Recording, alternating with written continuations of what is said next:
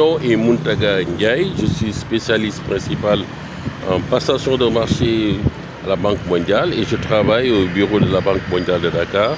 Dans le cadre donc, de l'amélioration de la commande publique, la banque accompagne l'ARCOP dans sa politique de dématérialisation des marchés publics à travers ce qu'on appelle la passation de marché électronique ou le e-procurement. C'est un enjeu de taille parce que depuis une dizaine d'années, les pays africains cherchent à améliorer leur système électronique de passation de marché qui pose donc des difficultés de démarrage. Et au Sénégal, il y a des tentatives. Ces tentatives avec les demandes de renseignement des prix et de prix qu'on appelle les fameux DRP.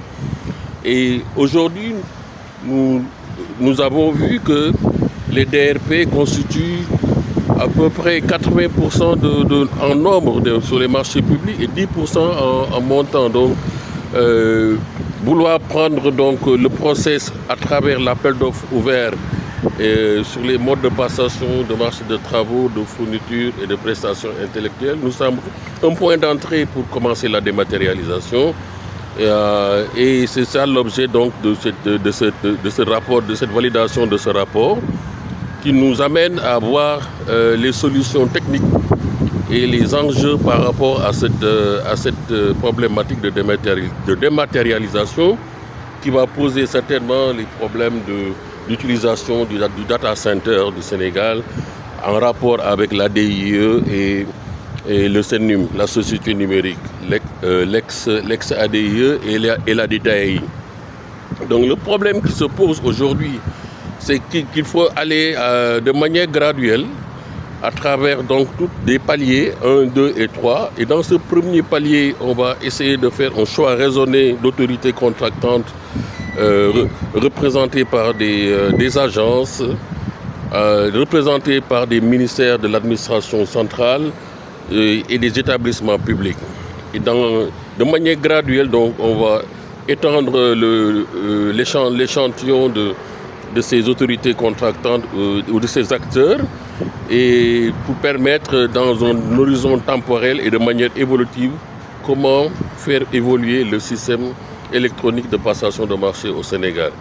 Mais le principal problème, c'est de dire en point d'entrée, est-ce qu'il faut utiliser quel système, quelle plateforme on va utiliser? Est-ce qu'il faut utiliser dans un premier temps le SaaS, Service as comme on dit, un portage électronique des données, en rapport avec le on-premise qui, dans une seconde étape, va permettre d'internaliser les plateformes au niveau national. Donc, c'est un débat d'ingénieurs et qui pose un problème de souveraineté de stockage de l'information et comment y aller et comment donner à l'autorité publique le constat et les mesures de mitigation de ces risques pour avoir une solution interne efficace de la dématérialisation. Par rapport à la question de la souveraineté, quand même qui cristallise les débats, quelle est la position de la banque, connaissant également l'écosystème actuel du Sénégal en matière de technologie? La banque n'a pas de position, ligne de dictat, comme on disait. On nous a appris en gestion, quand la technique avance, la parole recule. Et quand il y a beaucoup de paroles, c'est parce qu'il n'y a pas de technique. Aujourd'hui, nous utilisons tous les Microsoft. C'est que Microsoft, ce n'est pas du Sénégal. C'est quelque part un Bill Gates qui a un produit qui est utilisé de manière universelle. Et l'informatique, c'est 3 niveaux. C'est l'utilisation des produits Microsoft dans un premier temps. Deuxième palier, c'est les systèmes d'information. Et troisième palier, on est dans le réel. Donc, ces passages graduels du système informatique à 3 niveaux nous permet de voir la complexité des décisions à prendre, surtout quand on est au niveau du sommet des décisions informatiques, c'est-à-dire des données réelles. Et comment utiliser, comment héberger les données présentes, les données passées et les données futures. Donc le débat, nous sommes dans un village planétaire. Aujourd'hui, c'est un débat technique. Et comme je disais tout à l'heure, quand la technique avance, la parole recule. Est-ce que vous vous êtes fixé un timing au niveau de la Banque mondiale dans votre accompagnement pour le Sénégal, dans le processus de dématérialisation intégrale, pour achever complètement ce processus? Est-ce qu'il y a un timing que vous êtes fixé? Donc, la Banque mondiale travaille sur un cycle de vie des projets. Et présentement, nous appuyons le gouvernement sénégalais dans le cadre donc, du digital, par exemple.